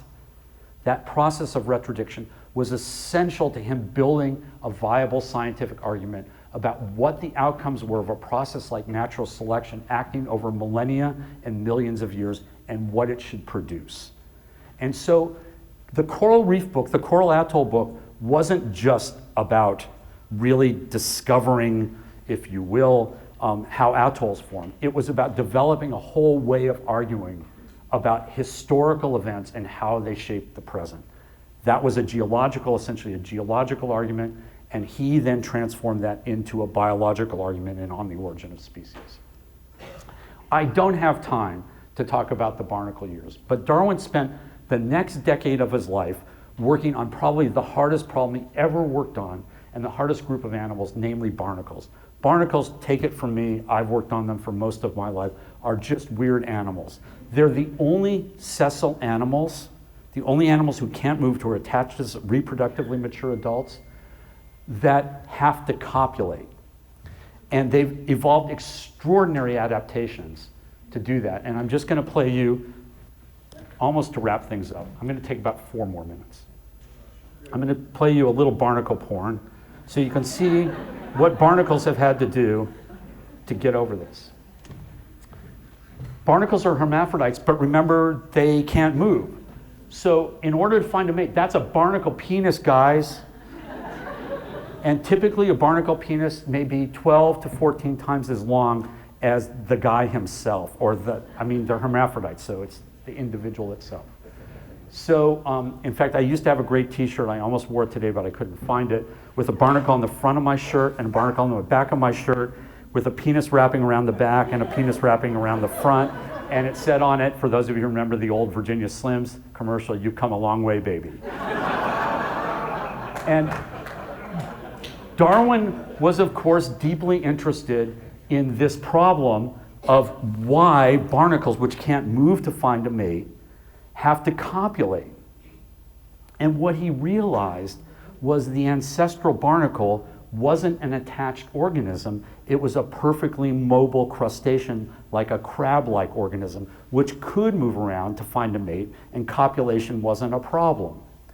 And so he set about, mostly in this book about barnacles, this multi-volume book that took him 10 years to write, about barnacles, understanding the sexual systems of barnacles and how they were distributed across all barnacles, to reconstruct the history of how we got to something like that. Barnacles are even weirder than that. In fact, there are barnacles that have females and parasitic males. They're called complemental males. I don't know why complement spelled with an E, 2 E's. It shouldn't, because they don't deserve a compliment for this. The males are essentially bags of sperm that attach themselves to female that ruptures when the female is ripe with eggs, but they don't do anything useful in their whole lives. They swim around as normal little babies, and then when they find another individual, they attach to her, and then they metamorphose into a bag of sperm rather than a real barnacle. Anyway, that's what Darwin spent the next 10 years of his life doing. I think that the reason that he did this work was not, as my old friend and barnacle biologist buddy Dennis Cripps said, this is like one of the great understatements. This is like such a narcissistic statement. So Dennis was a great, as I put it, a cirripedologist, a barnacle biologist extraordinaire, but he was a pretty ordinary evolutionary biologist. So in a masterful statement of narcissism, he said, it could well be argued that Darwin's monograph on the Cirripedia was his greatest work. No, it wasn't. Had he not written on the origin of the species, it's on the origin of species, no doubt others would have done so, probably not, but maybe Wallace, though less convincingly, probably true. Had he not written the monograph, I venture to suggest that cirripede biology might have been delayed some 65 years. But the truth of it is, as Darwin wrote to Joseph Hooker in 1845, he said, "How painfully true is your remark that no one has hardly the right to examine the question of species," which is what he was examining, how species arise and how they diversify, "who has not minutely described many." But he just didn't set about describing species in this series of books. He set about trying to understand how one of the most complex distributions of a sexual system that we know of in all of nature, even now, evolved.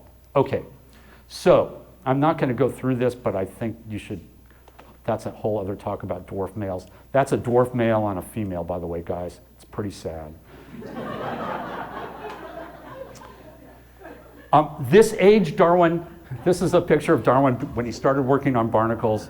This is during, and in the 10 years that he worked on barnacles, he went kind of from this to that. It really aged and was incredibly painstaking, difficult work. It won him the Royal Medal, by the way, from the Royal Society, which was actually a big deal. All right, this is the end. 2 more slides. So what did what did Darwin learn from the ocean? It wasn't just that he never wanted ever to go back on the ocean again. He learned a lot of important stuff from the ocean, especially early in his life. First of all, he learned in his work with Robert Grant about embryology and phylogeny, that by studying the very earliest life stages of these organisms that people thought were maybe missing links between plants and animals, that they were clearly plant or animal, and that by looking at the early life stages, you had the critical evidence about whether they were one or the other.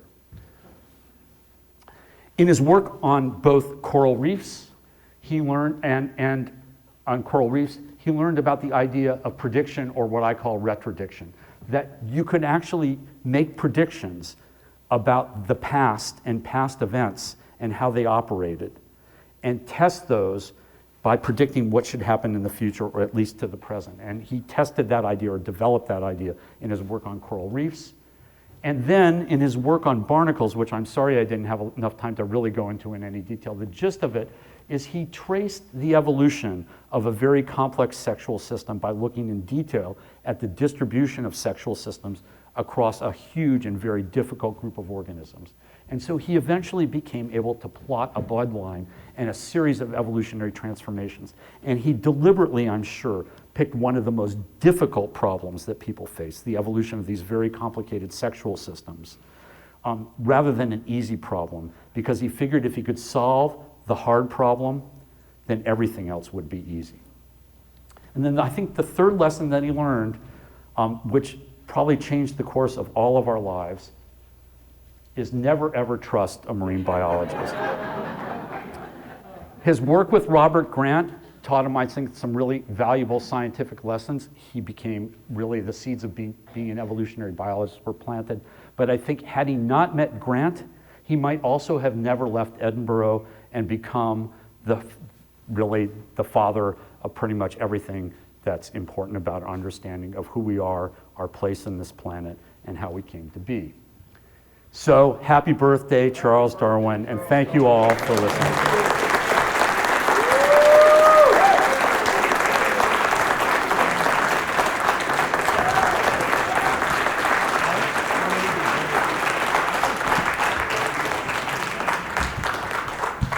Dr. Grosberg, that was fantastic. We do have about 5 minutes for some questions. And like I said earlier, if anyone from the audience wants to ask, I ask that you come over here to the microphone. And I'm sorry to make you do that, but we're recording everything. We want to make sure that everything is nice and loud and clear for Access Sacramento. By the way, thank you, Access Sacramento. They're recording this. They're going to air this later on. So if you have a question, head over there. And I'm going to ask the first one. That's my luxury as the MC. In 10 words or so. Was Darwin ever wrong? I mean, he was right about natural selection. He was right about atolls. Was he ever wrong? Oh, yeah. So Darwin was wrong. Can I still use this? Okay. Darwin was wrong about tons of stuff. And in fact, one of the things I love to teach, Darwin knew that there were 4 necessary and sufficient conditions for evolution by natural selection to occur. There had to be variation in form.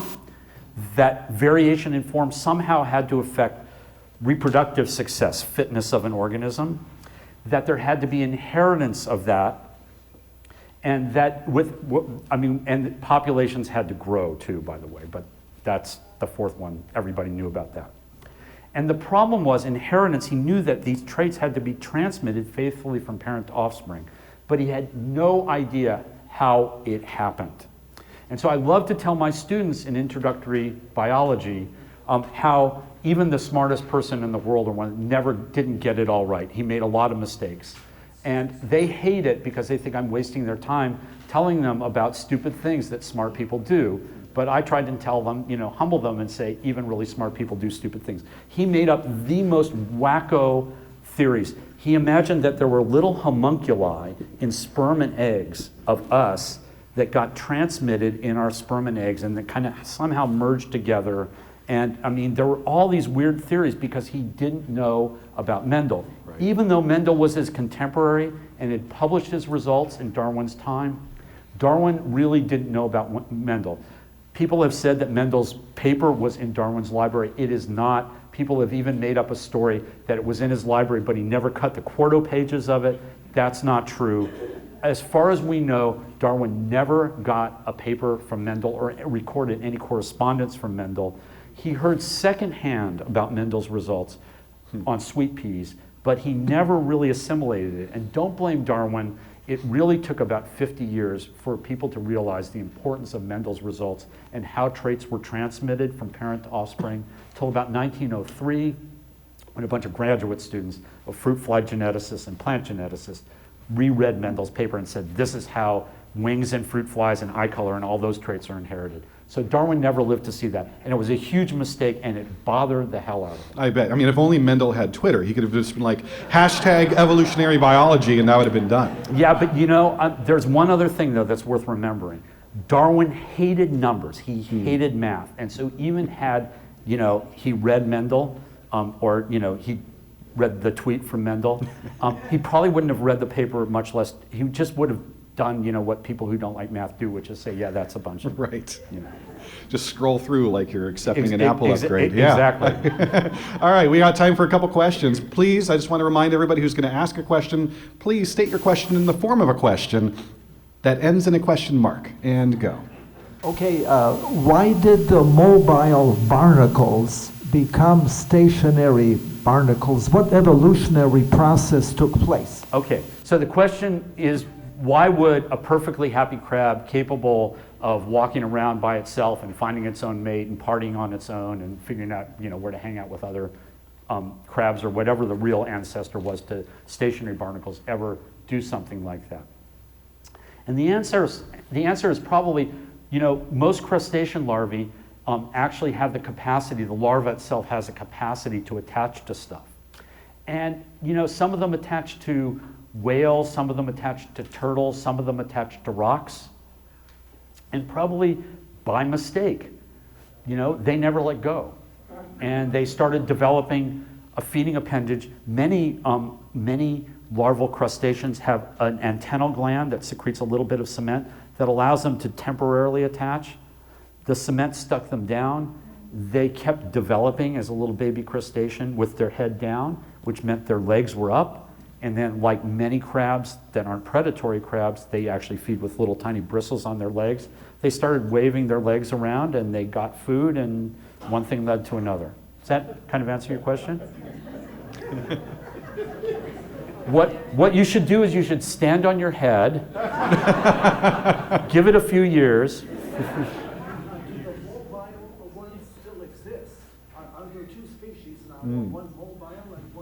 Is there a divergence? Yeah, so, I mean, so there are, this is a very difficult question because we do not know what the closest living lineage is to barnacles. And my guess is that it's long ago extinct. So whatever the clues might be by tracing down deep into the ancestry of barnacles, how they became sessile, and what their ancestors were like and how those two lineages diverge, we don't know the answer to that question. All right, thank you very much. Minga. So real quick question, have you ever visited Reason Center here in Sacramento? No, I haven't. Okay, you should, because it contains Ted Pengelly's collection of free thought type literature, not the biology, but the other, and it really speaks to Ted Pengelly. I just wanted to tell you that. Thank you, I will. Yeah, it's a great resource. What are the two books that you would recommend that I read on Darwin? Well, I recommend you read Darwin's Dangerous Idea by Daniel Dennett. Okay, and then there's a masterful biography by Adrian Desmond. Desmond? Desmond. Yep. Devin. D-E-V-I-N? D-E-S-M-O-N-D. Yep. And those are, to me, the two greatest books. I will tell you that On the Origin of Species is actually not a bad book to read. It's pretty well written, considering it's quite Victorian in its language. It's still very plain spoken. Did you like the movie that came out about a decade ago? No. No? No? Okay. That's a no. All right. And we got two more. Go ahead. I know this is a mundane question, but other than Abraham Lincoln, are there anyone in this room who were born on Darwin's birthday? No. Really? February 12th? But not 1809. You were born on February 12th? Yeah, because you look great for 210, I'm just going to say. I want to know who did the work. Yeah. Well, soon we're going to do Happy Birthday. We'll sing it to you as well. And our final question. A quick question. Doctor, you mentioned the term Lamarckianism. I think you said Grant was a Lamarckianism. Yep. Okay, for us who aren't scientists, can you explain what that term means? Yes, I can. And how that fits into Yes. your lecture on Darwin? Absolutely. Please. I can do that in it's going to take me a minute or so to do it, but I can do that. So Lamarck proposed the first scientific and testable theory about how evolution and the process of evolution might occur such that it led to organisms that had traits that looked as if they were well adapted to the environment in which that organism lived. So that was a huge challenge because there were two groups of scientists at the turn of the 19th century.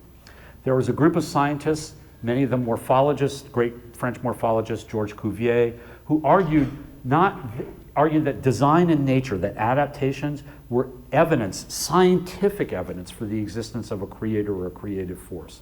And in fact, when I teach about the role of God in evolutionary biology, I don't do it in a modern sense of scientific creationism or intelligent design. I leave that till much later in the course. And I say that the idea of design and nature being evidence for the existence of a creator. Cuvier spent his whole career, and he was a great anatomist and embryologist, trying to amass evidence for adaptation that he then said could only be produced by a creator, which then was scientific evidence for a God or a creative force. Lamarck proposed the first testable scientific theory, although Lamarck didn't know how to test it, and that was that in fact the environment transformed organisms during their lifespans such that they became better adapted to the functions that they had to perform during their lives.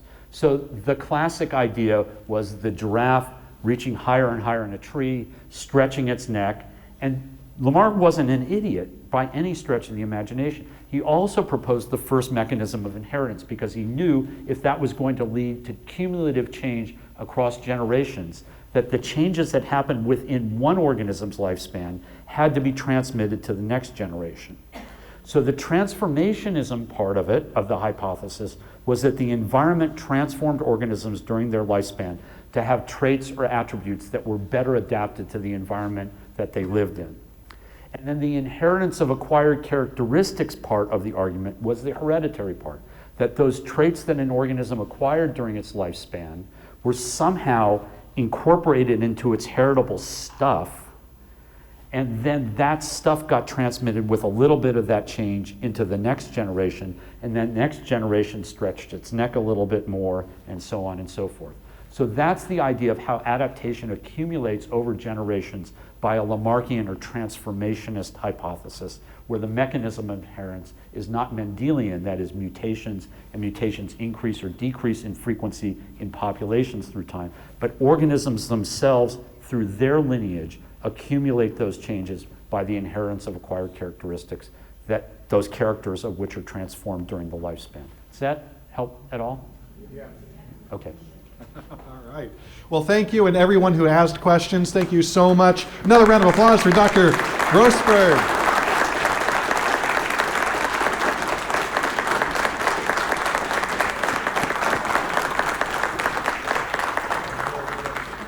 All right. We are just about to do the big birthday celebration and bring out the cake, but first I want to thank everybody again. I want to thank first Michael from the Powerhouse Science Center, who's going to check that place out. Yes.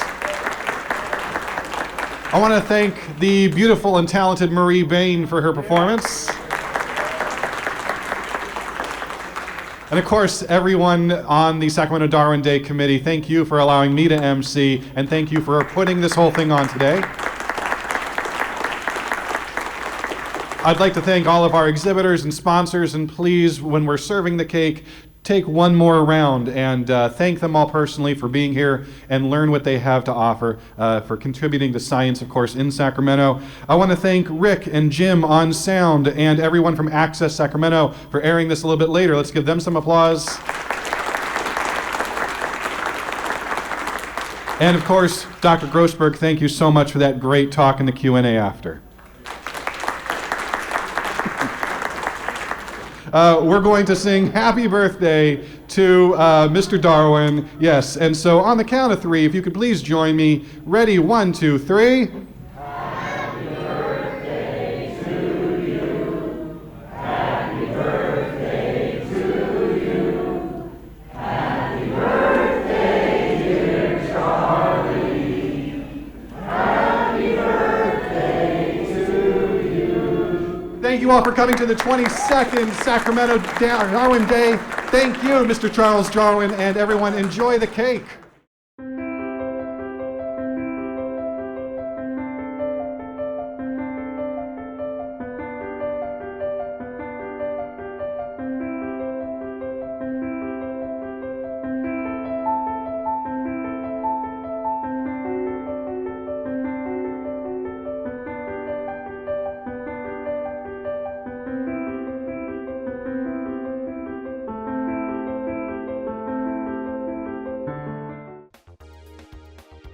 This has been a special Hometown TV broadcast from Access Sacramento. This program is funded in part by a grant from the Sacramento Metropolitan Cable Television Commission.